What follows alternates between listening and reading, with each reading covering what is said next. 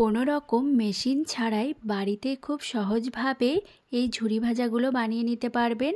হবে একদম মুচমুচে, পুরো দোকানের মতো। এই ঝুরি ভাজাগুলো ঘরে থাকা কয়েকটি উপকরণ দিয়েই বানিয়ে নিতে পারবেন। তো চলুন দেখে নিই। নমস্কার বন্ধুরা, ওয়েলকাম টু প্রিয়ার রান্নাঘর। নতুন একটা রেসিপি দেখার জন্য সবাইকে স্বাগত।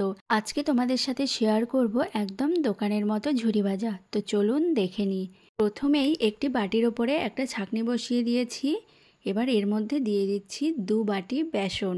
এবার বেসনটাকে খুব ভালো করে চেলে নেব। তো বেসনটা খুব সুন্দরভাবে চেলে নিয়েছি। এবার এর মধ্যে আমি দিয়ে দিচ্ছি স্বাদমতো লবণ, দিয়ে দিচ্ছি সামান্য হলুদ গুঁড়ো আর লঙ্কা গুঁড়ো, আর দিয়ে দিচ্ছি সামান্য জোয়ান। এবার ভালো করে এই শুকনো উপকরণগুলোকে একসাথে মিশিয়ে নিচ্ছি। এবার এর মধ্যে আমি দিয়ে দিচ্ছি 3 টেবিল চামচ সাদা তেল। সাদা তেলটা দিয়েও খুব ভালো করে বেসনের সাথে তেলটা মিশিয়ে নিচ্ছি।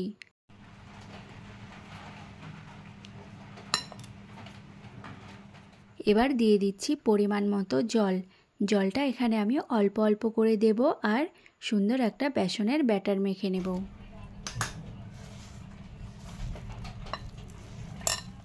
তো দেখুন, এখানে ঝুরি ভাজা বানানোর জন্য আমি ব্যাটারটা ঠিক কেমন তৈরি করেছি। এর থেকে কিন্তু পাতলা করা যাবে না। এবার এই বেসনটাকে খুব ভালো করে ফেটিয়ে নেব। যত ভালো করে ফেটানো হবে এই বেসনটা, তত কিন্তু ঝুরি ভাজাগুলো ভালো হবে।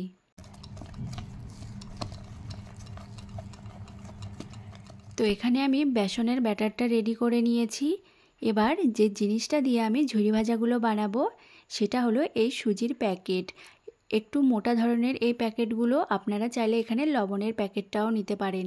যে কোনো প্যাকেট নিতে পারেন, তবে একটু মোটা ধরনের নেবেন। এবার আমি এই প্যাকেটটাকে ফুটো করে নিচ্ছি। আপনারা যে কোনো জিনিস দিয়ে ফুটো করতে পারবেন। পেরেক নিতে পারেন বা বড় মোটা সুইগুলো নিতে পারেন বা কোনো স্টিক দিয়েও ফুটো করে নিতে পারেন। তো এখানে আমি 3টে ফুটো করে নিয়েছি। আপনারা চাইলে এর বেশিও করতে পারেন বা একটা ফুটোও করতে পারেন। তো এবার হাতে একটু তেল নিয়ে প্যাকেটের ভেতরটায় খুব ভালো করে লাগিয়ে নিচ্ছি, যাতে ঝুরি ভাজাগুলো তেলের ওপর দেওয়ার সময় প্যাকেটের গায়ে লেগে লেগে না যায়। এবার আমি ব্যাটারটা প্যাকেটের ভেতরে দিয়ে দিচ্ছি।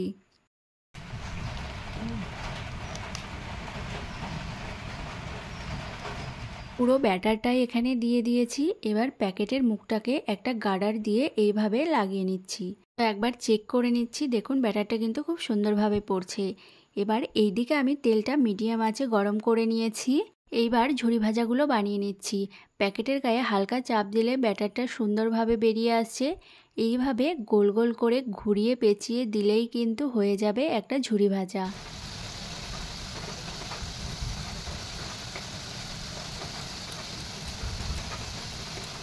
ঝুরি ভাজাগুলো দেওয়া হয়ে গেলেই ঝুরি ভাজাগুলো একটু পরে উল্টে দিতে হবে। যেহেতু তেলটা গরম, তখন কিন্তু একদিকটা হয়ে যাবে। এইভাবেই কিছুক্ষণ পর পর ঝুরি ভাজাগুলো একটু উল্টে পাল্টে হালকা লাল লাল করে ভেজে তুলে নিতে হবে। তো এখানে কিন্তু ঝুরি ভাজাগুলো আমার হয়ে গেছে।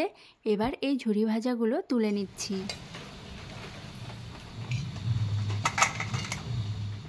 বাকি ঝুরি ভাজাগুলো ঠিক একইভাবেই ঘুরিয়ে পেঁচিয়ে আমি ভেজে নিচ্ছি। এই ঝুরি ভাজাগুলো বানানো কিন্তু খুবই সোজা। একবার একটু মন দিয়ে দেখলে খুব সহজভাবেই বানিয়ে নিতে পারবেন। এগুলো খুব সুন্দরভাবে ভেজে নিয়েছি। এবার তুলে নিচ্ছি।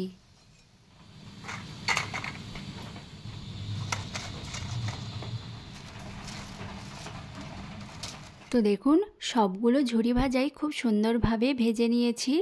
আর এখানে 2 বাটি বেসন দিয়ে আমার অনেকগুলো ঝুরি ভাজা হয়েছে।